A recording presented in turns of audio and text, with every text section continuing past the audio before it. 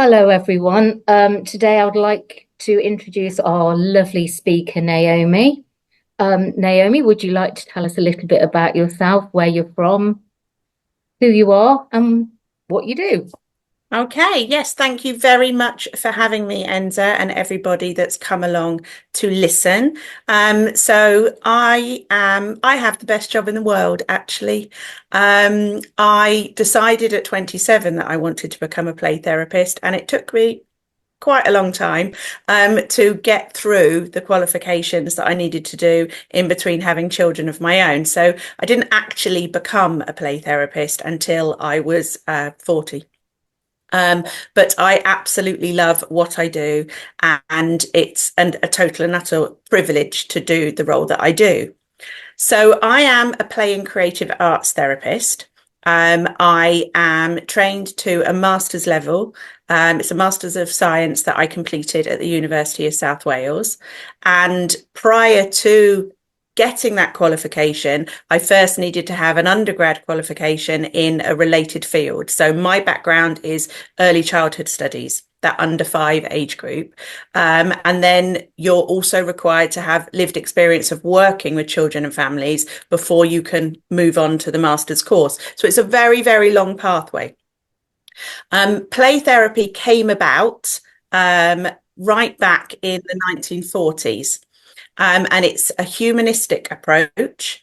It stems from Carl Rogers, who developed the person-centered approach, where he believed that you could create a therapeutic environment in which the client is at the center, and where within that environment where the therapist conveys unconditional positive regard and complete acceptance and permissiveness, the client will find the way to be the agent of their own growth. And a student of his, Virginia Axline, converted this approach for children. And she converted it into what we now know as play therapy. And she worked with children in a child-centered approach where the play therapist creates a permissive environment, but because it's for children, rather than being done through talk, like it would be for adults, it's done through the medium of play and expressive arts materials. So our therapy rooms are well-stocked playrooms with crafts and toys and teddies and puppets and musical instruments and a sand tray. And we provide that unconditional positive regard where children and teens, because we do work up until children are 17, can find the resources they need to process the muddles that they have, which means that they don't actually have to put into words their stories. They can play it out through the sand, through the puppets, through whatever it is that they need to do. So that's sort of a synopsis of play therapy and what it is. Brilliant. And what's your specialism within that? Where do you So, specialize? so my absolute passion is in working with the older age range, so the tweens and the teens. A lot of play therapists tend to just stick with the little ones, and yeah, that's great. That is a big piece of my work as well. But I passionately believe when I was doing my training, I worked in. I decided I needed a bit more experience with the teenage age range. And if I'm really honest, they terrified me a little bit. I came from an early years background. I knew early years. I knew the little ones. They were very agreeable. And the teens with the big hoodie and the not wanting to be involved, I did find a little bit terrifying. So I thought, right, I need to go and do something about this. And I worked as an educational mentor with teens that have been excluded from mainstream school and then often excluded from the pupil referral units as well. These were the most challenging teens that the education system had. And what I recognised very quickly is that the teens needed what we were offering in play therapy just as much as the little ones, and that actually often what we're faced with when we're faced with a cross, angry, defiant, challenging teenager is the survival mode of the wounded child behind. And so a lot of my work in working with that age group is, first of all, to gain trust and to start to build a relationship and to work with both the teenager in the present day, but also that wounded child behind. And when we look at neuroscience and we look at what our job is with regards to through the lens of neuroscience and how our brains develop, it's really, for me, I say it's easy to see. It's not easy to see for everybody, but for me, it seems really apparent that we can't work with teenagers and support teenagers without understanding what's going on from a brain development and a neuroscience perspective. So that's a little taster of what I hope to share with you today. Lovely, thank you. Feel free to share. Are you ready to share with us about these tweens, these teens, and these 60-20-20? 60-20-20 is the single most important bit of learning I encountered on my master's, and everybody should know about it. So yes, we're going to find out what those numbers mean. So I'm from Every Cloud Play and Creative Arts Therapy. We're based in Cheltenham, and this is a training. This is a shorter webinar than the one that I recently delivered for Surrey County Council foster carers and then to Gloucestershire foster carers. I'm really pleased to be able to share it with you. It's a whistle-stop tour. There is so much more that we could go into because this is such a vast subject, but hopefully I can share with you key facts that actually you can be putting into practice from tonight, really.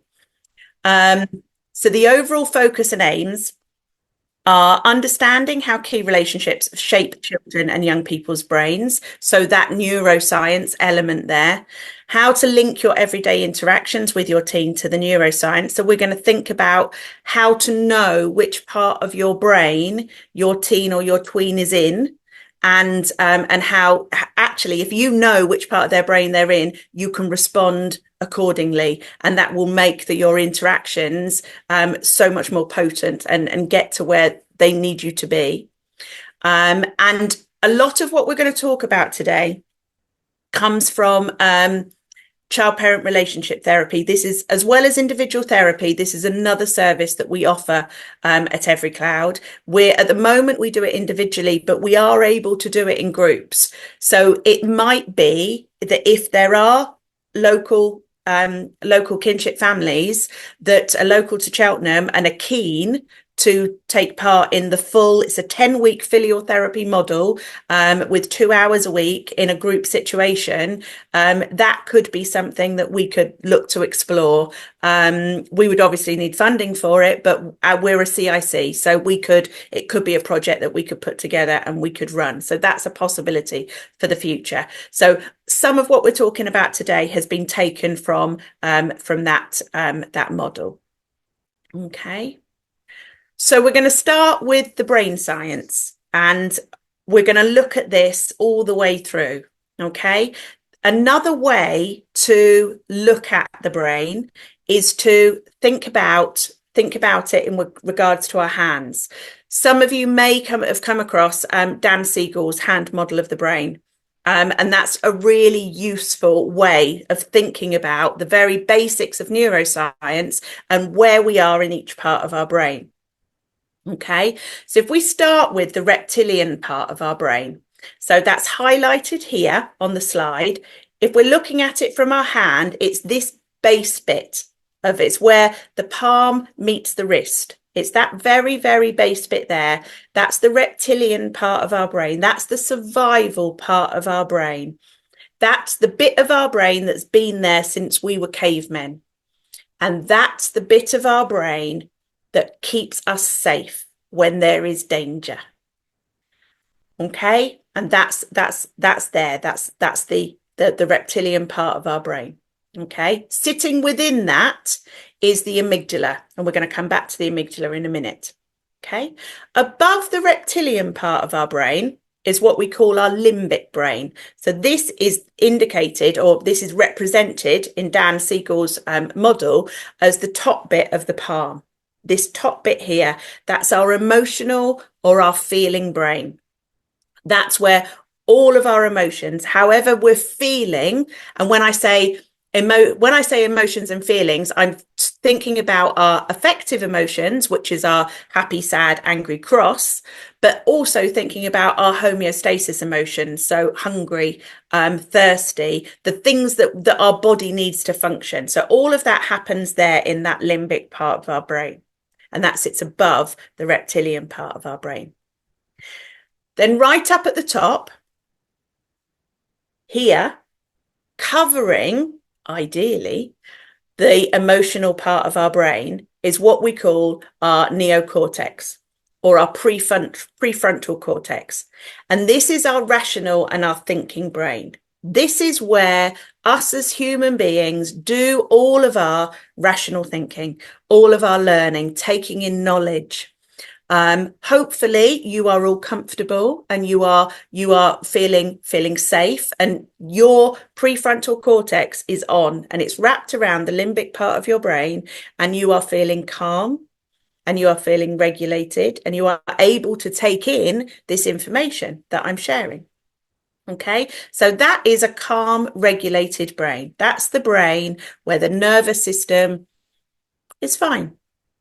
Nothing's going on, no danger. We feel safe, we feel secure.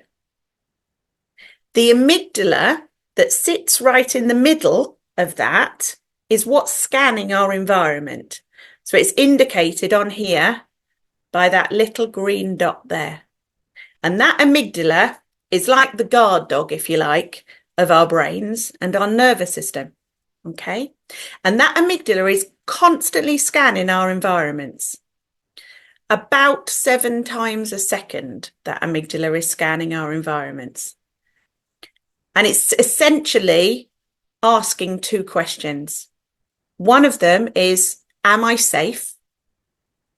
And the second one is, do I matter? Essentially, if we break it right down, am I safe and do I matter? So let me give you an example. So let's say you've got the children are at home, you've been doing a lovely activity, everyone's getting on really, really well, everything's all going fine, everything's nice and calm. And the phone goes and you answer the phone. Now, they've all been quite happy playing, but the minute you're on the phone or the minute you're distracted with something else, that's when things will kick off. And that's because the amygdala has identified that, oh, we thought we were safe, we thought we mattered, but no, the phone is more important. They're on the phone, they've gone to do that. Or it could be the dinner, the dishwasher, the many, many, many other things that you might need to get done and have to take your eye off the ball to go and do that. And it's when your eye's off the ball that actually that amygdala goes, I'm not sure we're safe. We need to do something. So if the amygdala doesn't feel safe, it sends a message to the brain. And generally, when it sends that message, the message doesn't necessarily go to the prefrontal cortex where they can go, yes, of course you're safe. She's just on the telephone. It's important. It goes straight to the emotional part of the brain. Oh, I'm not sure, actually. We're not sure if I'm safe. I don't know. Let's get her attention. Let's wail, or let's breathe on each other, and let's pull each other's hair, or let's have a fight, and let's just do something that will bring her back or bring him back. Okay. And so that's the amygdala saying, I'm not sure we're safe. And so the brain has to send a message to say, do something to bring that person close. Okay. So why that's important for your teens. Okay. We need to think about their blueprint. So that brain there that we've talked about the 3 different steps of that brain. We've talked about the reptilian part of the brain. We've talked about the limbic part of the brain, and we've talked about the prefrontal cortex. Now that brain develops from birth. The first 1,000 days of a human being's life are the most potent and rapid for brain development. And that brain develops from the bottom, from the reptilian part of the brain, up. And that brain will organize itself based on what it needs to do to keep itself safe. Okay? Those first 1,000 days, when I talk about those, you might have come across these. Robin Balbirnie talks about the first 1,000 days a lot. Attachment theory is very, very much based on the first 1,000 days, and attachment styles. You've probably had that sort of language in meetings. You might have had separate training on attachment styles. Attachment theory and people's attachment styles it's a massive subject, and we haven't really got time to we don't have time to cover it. That could be like a whole other training session. We do a session on playful attachments and thriving attachments, but we haven't got time to go into it today. But essentially, how a child's brain is constructed is based on the experiences that baby has within the first 1,000 days. And when I say 1,000 days, day one is conception. Day 1,000 is about 2.5. So you know the children that you are caring for. Have a think about what those first 1,000 days were for them. What was it that they had to do for their amygdala to feel safe and to feel like they mattered? That will be what developed their attachment style. Did they just need to stay quiet? What did they have to fight for attention? What was it that they had to do in order to have that relationship with their primary caregiver? And that will have formed the brain developing from the bottom up. Okay. Often where there's been trauma or adversity, what happens is that some of those key neural pathways don't fuse or connect in the way that they should. And so there are elements that, because they are trying to survive and because the reptilian part of the brain is likely to be running the show, there isn't as much time for the good enough parenting to be happening within the limbic brain or the prefrontal cortex. So things will get missed. But neuroplasticity happens throughout childhood. Okay. And there is so much hope. And there is so much to be said about how that can be repatterned. But within the first 1,000 days, it is likely that brain development could have been patchy where there has been trauma or adversity. Okay. And it's thinking about what that blueprint is and having an understanding of what that blueprint is, because your relationship style, your attachment style is likely to be different to that of the child in your care. So you'll have a conflict of the way you both think relationships work. And so that's just down to having different blueprints. But there's ways in which you can interact where you can start to offer an alternative. And you will be offering an alternative to actually relationship works differently. Here you are safe. Here you matter. Here I've got you. But that needs to happen. That reassurance needs to happen many times to rebuild neural pathways. But it is happening. Every time you can have a good enough relational connection with the teen or the tween in your life, it's more than just a relational connection. You are rebuilding brain pathways. You are rebuilding those neuro pathways. So we're going to think about how you know where children might be in their brains. So this is another diagram that, again, I'm going to bring back to where we are in the brain. So again, thinking about that hand model of the brain. So this is the window of tolerance. And it's a really good infographic for sort of explaining when we start to feel dysregulated. So you can start to think about where we might be. So if we feel safe, if we feel like we matter, if we are calm, if everything is okay, if there are people around us, then our top brain is online. Okay. And we can be within our window of tolerance. And our window of tolerance is where we all feel when things feel just right, when you can cope with the twists and turns that life's throwing at you. You're calm, but you're not too tired. You know, you're alert, you know what's going on, but you're not anxious. You're not hyper alert about it. Okay. And if we are someone that has had a good enough, and I'm going to come back to good enough when I come to the 60-20-20. If we have someone that's had a good enough 1,000 days, chances are we'll spend most of our time in our window of tolerance. But if trauma has happened in the past, and there hasn't been enough of a period of recovery, or if stress and trauma is happening in the day-to-day and we're being re-triggered, then our window of tolerance becomes really quite small. And so there's less we can cope with. There's less we can do.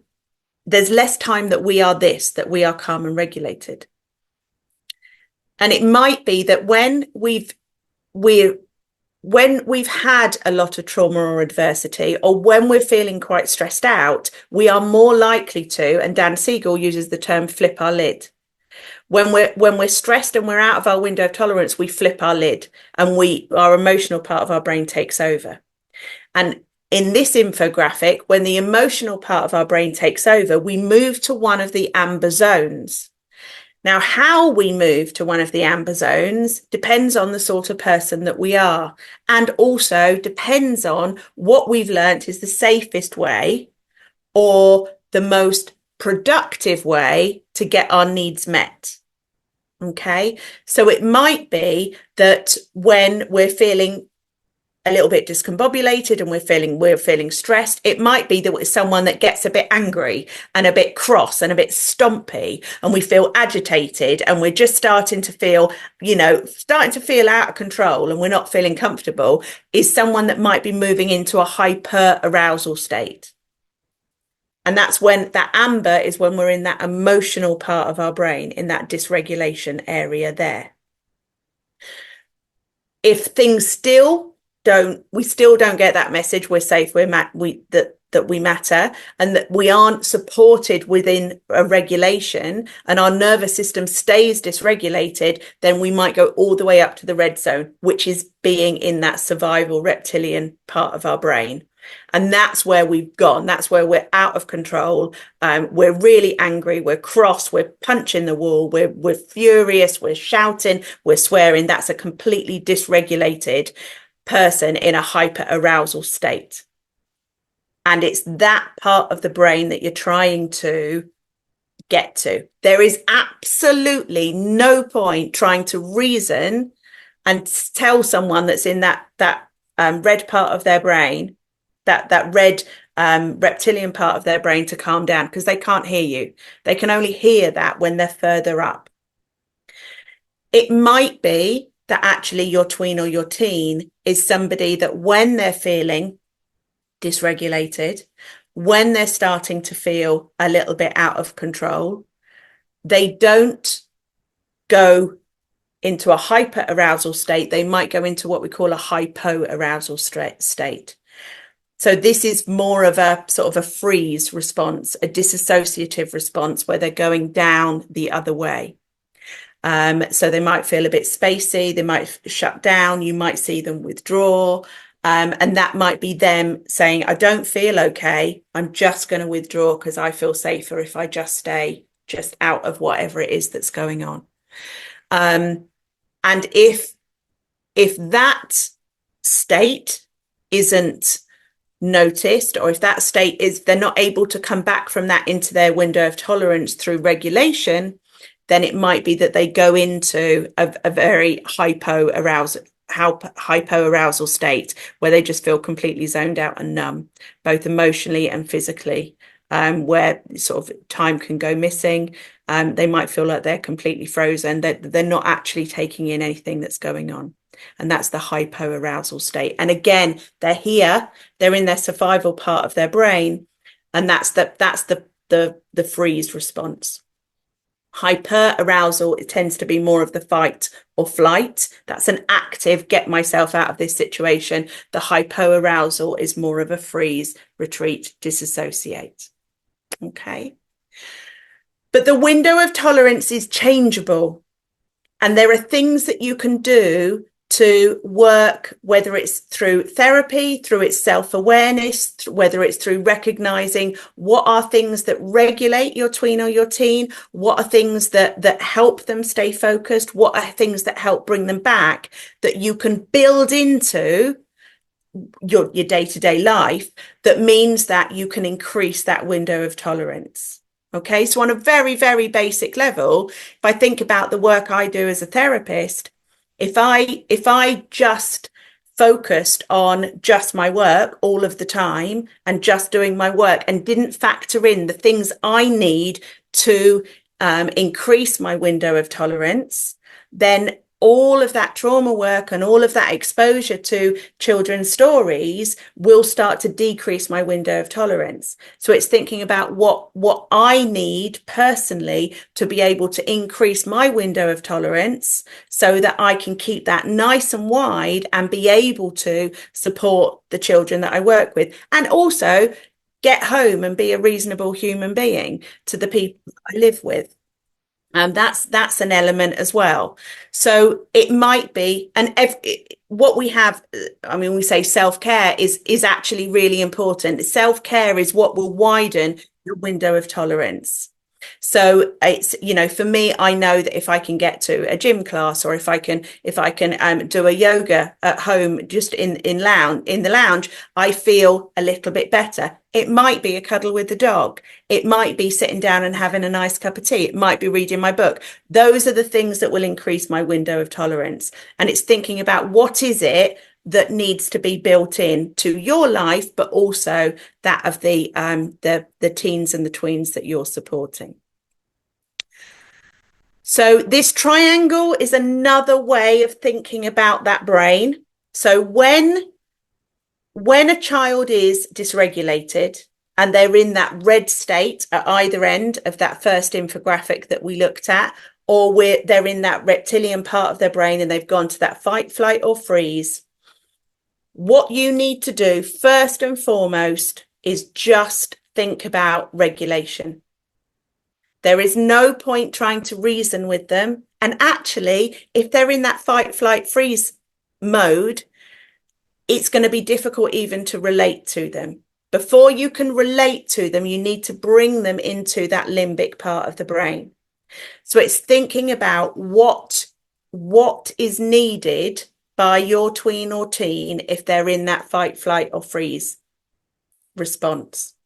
And it might be that it's just about damage limitation and just about keeping everybody safe. The best, most positive thing that you can do within that is be as regulated as you possibly can yourself. A dysregulated person cannot calm down a dysregulated person. Dysregulation is contagious. So it's about thinking about how your window of tolerance can be as wide as you need it to be in order to be able to support that dysregulated teen or tween. Knowing when there are triggers or moments, it might be at the end of the day. After school meltdown is often a big thing. So if after school meltdown is a really big thing for your teen or your tween, what is it that you can do to support yourself around that time so that you can be ready to be regulated? And sometimes it can just be about being regulated. and just being regulated alongside them and not letting their dysregulated nervous system catch your dysregulated nervous system. It's quite a massive thing there that I've just said. Co-regulation is something really that should have happened thousands and thousands and thousands of times within the first 1,000 days. So depending on your teen or your tween's first 1,000 days, they probably haven't had enough experiences of being co-regulated, which means that their nervous system is not going to be able to regulate on its own. It needs somebody else to come alongside and regulate with them. And that can just be sitting on the other side of the slammed door and just saying, I can see it's really, really tough. I'm just here. And that's it. That's all it needs to be, just being there. Because by doing that, what you're doing is you're speaking to the amygdala and you're saying, you're safe and you matter. And in that moment where we're trying to regulate, it's about speaking to that amygdala. If I can ask you just to imagine that you have a newborn in front of you, and that newborn is crying and crying and crying and crying and crying. What do you do? Chances are every single one of you will scoop up that newborn and you will bring it to your chest and you will probably start shh, shh, shh, shh, shh. The act of doing that, when we do that to a newborn baby that is in fight, flight or freeze, that thinks that they're absolutely going to die if they don't get supported because they don't know how to regulate their own nervous system, you scoop up that baby and you shh, shh, shh, shh, shh. And when you do that, you bring their nervous system to yours and you connect. You connect through what we call the vagus nerve and the vagal tone, and that you share your vagal tone. Your vagal tone is how your nervous system stays calm, and you are sharing that with the newborn baby. Essentially, what we are trying to do with our dysregulated teens and tweens is that, but they're not going to let you scoop them up and hold them tight and shake them like that and soothe them. They might. And if they do, you grab those moments and you savor them. But chances are they won't. They will be in a slammed door, or they will be, off on their own. And it's finding ways in which you can just convey to them, I see you, I hear you, I understand, and I care. Okay? So it's thinking about that. And once they start to feel regulated, then you can relate. Once the calm starts settling, they'll move into the limbic part of the brain. And that's where you can then start to connect in a bit more of a meaningful way. And that will look different for every teen and for every tween. But it's about being attuned and sensitive to what might be going on for them. And only once all of that has happened and you've brought that top part of the brain down and the prefrontal cortex is back online, only then, and that might be hours later, only then do we think, do you want to talk about it? Do you know what? Actually, smashing the place up isn't okay. I wonder what we could do instead. That's where you do the reasoning. And that's where you do the talking about it. And that's where you think about what could happen. But you've got to get them back online first before you can have those conversations. If you've got a child, a teen, a tween that is dysregulated and disconnected from others, they're not going to hear anything that you're saying. It's about regulating and then relating. Okay. So let me just find the 60-20-20. So this, like I said, is a single most brilliant piece of information that I learned on my course. It's about being good enough. Okay. As caregivers for these teens and these tweens, you do not need to be perfect. Perfection actually highly overrated, impossible, and actually not very helpful. It's not very helpful when you're raising children to be the perfect parent, because actually we're human beings and we're a messy, complex muddle that gets things wrong all of the time. So the 60-20-20 rule is based on 60% of the time, you just need to be a good enough caregiver for those children. The very, very fact that you have all rocked up and that you've listened to me witter on about the brain using my hand and various different diagrams means that you are well, well, well ahead of that good enough. You just need to care. You just need to be providing a roof over their heads, a meal, and clothes to wear. That actually is good enough. They are safe, they are happy, and they are settled with you. 20% of the time, you can be doing amazing things. You can be doing the therapeutic parenting approaches. You can be knowing where they are in the different parts of their brain. You can be speaking to those different parts of their brain, and you can be doing the regulation, and you can be relating to them and bringing them down. You can be imparting knowledge whilst cooking a meal that has at least 4 of their 5 a days. That's perfect parenting, but actually smashing it parenting, and actually only needs to be 20% of the time. The other 20% of the time is the human side where actually it all goes wrong. And everyone's cross, everyone's upset. Really what you want to do is just rock quietly in a dark corner. 20% of the time, that is okay. It's life. And it will go wrong.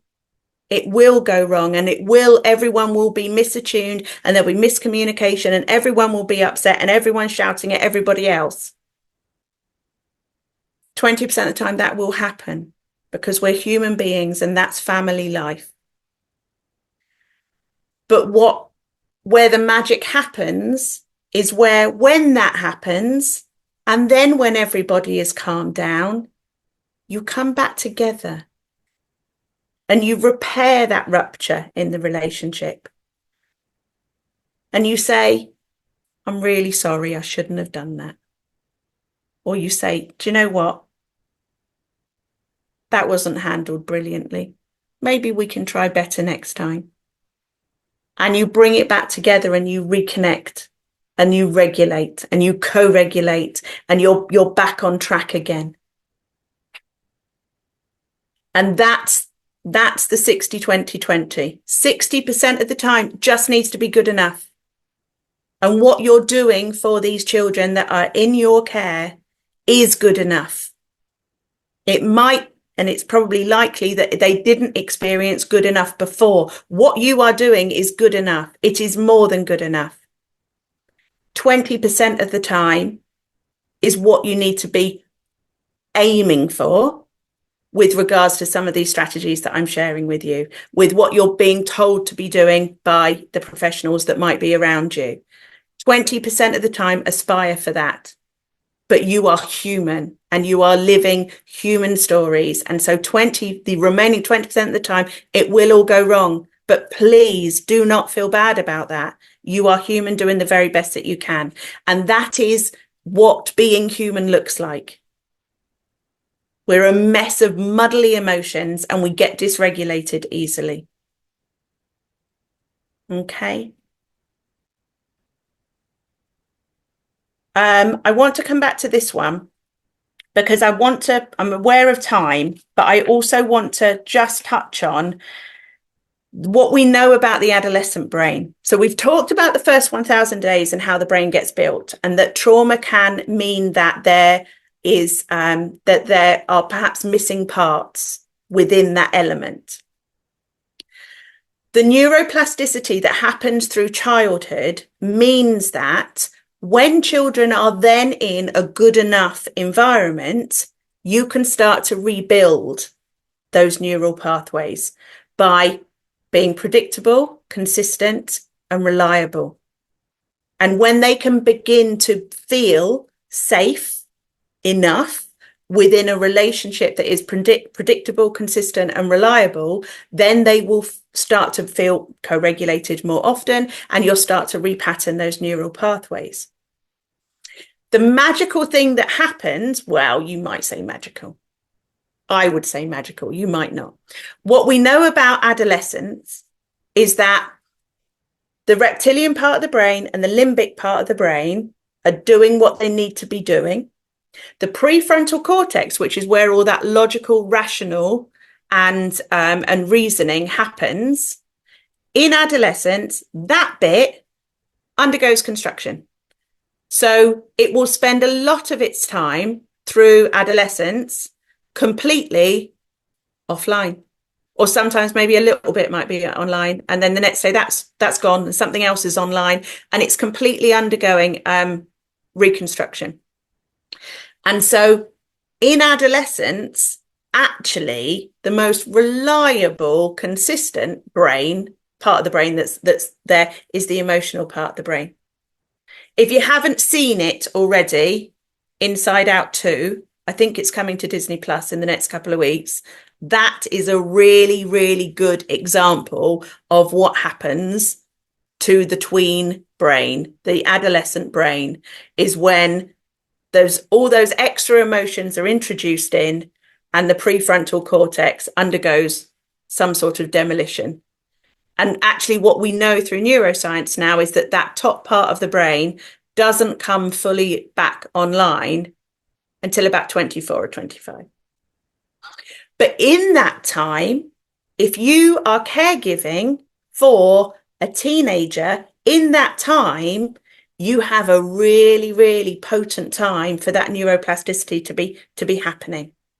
And so using therapeutic parenting approaches, having a supported system around that teen or that tween, whether that be through a robust plan at school, whether that be through a community of support at a sports club, or doing clubs outside of the house, the community that is built around your teen or your tween will all help to contribute to rebuilding those neuro pathways. Okay. So where did we get to? A couple of ways in which, like a couple of strategies that you can use that are just seem really, really simple, but can actually be massively potent, that I thought I would just sort of highlight to you. The first one is reflective responding. So this is if you can see that your child or your teen or your tween is dysregulated, but is still in that emotional part of their brain, the most potent thing you can do is just essentially say what you see. If you see that they're upset, just say, I can see you're really upset. It looks like it's been a tricky day. And that's it. You don't need to find out why. You don't need to fix it. You don't need to do any of the questioning. You just need to recognize that it's been a tough day. Because when somebody responds to us with empathy, and with real empathy that is conveyed through our non-verbals, so through our facial expressions, through our tone of voice, through feeling really seen and understood, that's one of the most powerful things of all. And that can regulate us right back down again. Right back down again. So if I give an example, so let's say now I know it's being recorded, so I'm deliberately giving sort of more adult to adult examples rather than children. So let's say I've come home from a really tricky day at work, really, really tricky.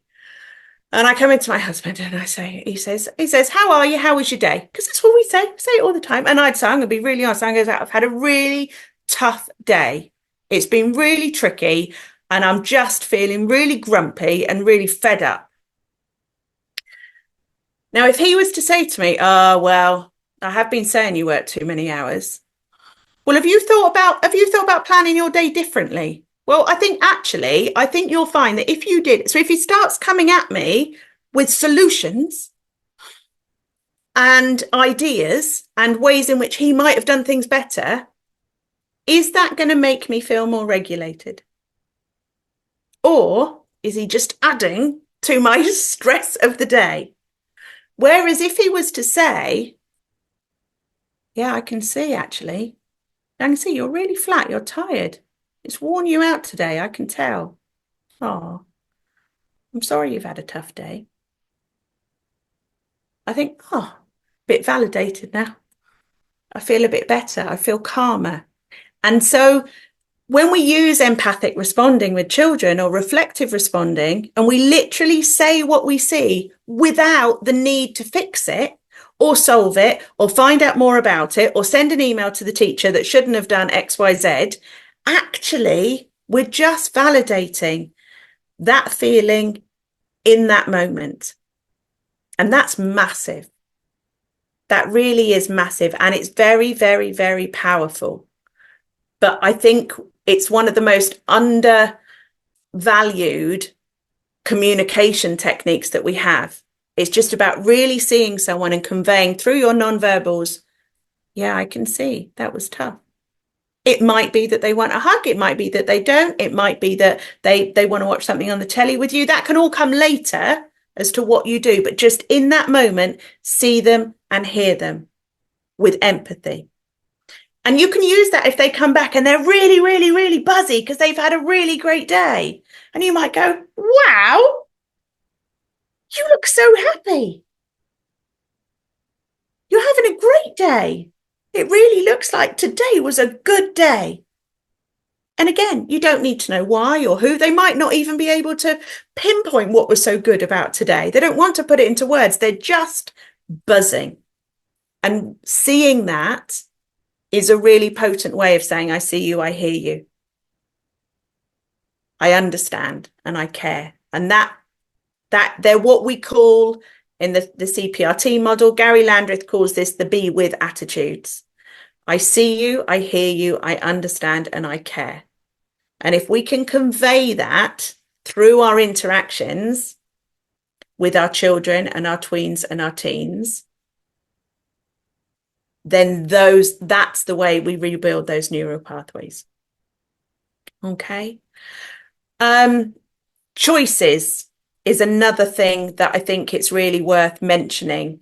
The more control children have in their lives, the less they look to control the things they can't. Okay. So it's not really about getting the red plate. It's about getting to make their own choices. Now, we don't have that. This is something that I would spend a good few hours going through, is a choice giving approach.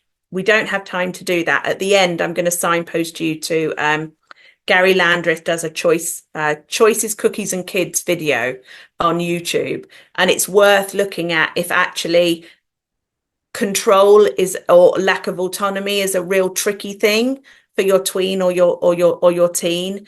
And it's about thinking about giving children choices, but age appropriate choices, and in a way that is about them learning to take responsibility for their own decisions in a very age appropriate way. And that's really important. A lot of the children that you're supporting, there will be so many elements of their lives that are out of their control. And so one way to start to feel safe is to try and get control and have control over the situations that they can. And often that can lead to quite a lot of friction.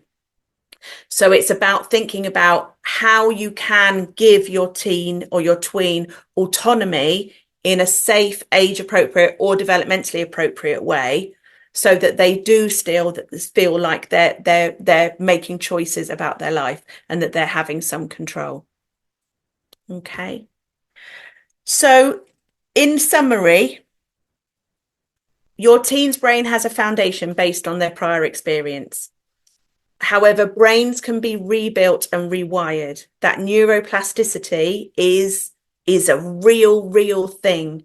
And during childhood and adolescence is when we can really make the most out of that. And so therapeutic support is one way that you can do that. And therapeutic support can help guide. And that's essentially, that's my bread and butter. That's what we do. But therapeutic parenting will also help.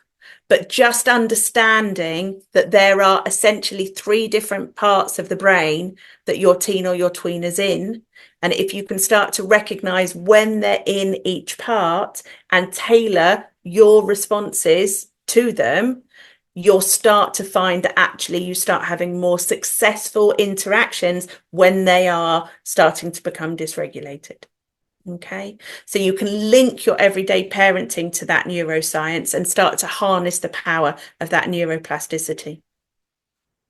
And thinking about and appreciating the importance of age and developmentally appropriate autonomy for teens in foster care. It might be that developmental age and chronological age are different, and they might look different in different aspects of their life. They might be, for instance, storming ahead at school, but actually when they're home, they need more of the nurturing behaviours and nurture type approach, because they're bits that they missed out on. And so that will vary depending on their experience and depending on their situation. Okay, there are some resources here. You might want to take a photograph of that. These are some resources that I would highly recommend. Dan Siegel's hand model of the brain, if you search that up on YouTube. Beacon House, they're based down in Chichester. They have loads of fantastic resources on their website. They have a lot of webinars about developmental trauma, which is trauma that has occurred within the first 1,000 days. They have a lot on non-violent responding. They have webinars on that. They talk a lot about compassion fatigue, secondary trauma, which might be something that you or some of your other carers that you know are experiencing, where actually there is no capacity to widen your own window of tolerance and it just all starts compounding. Sarah Naish, she's based in Dursley and she runs the Centre of Excellence in Child Trauma. I think you've got an event coming up with her as well. She is amazing. Their Therapeutic Parenting magazine is worth subscribing to. We have that in our waiting room. She's done the A to Z of therapeutic parenting. So books, podcasts, trainings, great things with Sarah Naish. I would signpost to her. That choice giving and alternative approach to discipline that I touched on very, very briefly. Then there's a couple of books around teenagers and the teenage brain that I would recommend. Sarah Jane Blakemore and is more about the teenage brain in general. David Tarasand is more about the impact of trauma on the adolescent. And you can follow us on our Facebook page as well, Every Cloud Play and Creative Arts Therapy. So I will leave you with these 2 before we go to questions. So that how to love a big kid, very, very simple things. If you're doing any of these, you're in that 20% of smashing it parenting. Okay, literally any of those.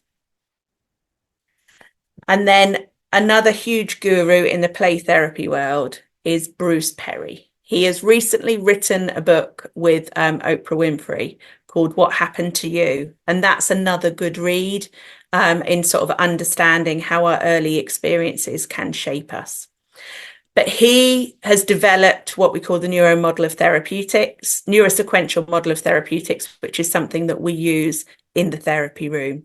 And it comes down to the basis of the more healthy relationships a child has, the more likely he'll be able to recover from trauma and thrive. Relationships, the relationships you have with your tweens and your teens are the agents of change. And the most powerful therapy is human love. So thank you very much for listening. I know there are a couple of questions through that. I didn't stop the flow, but I am happy to answer your questions now.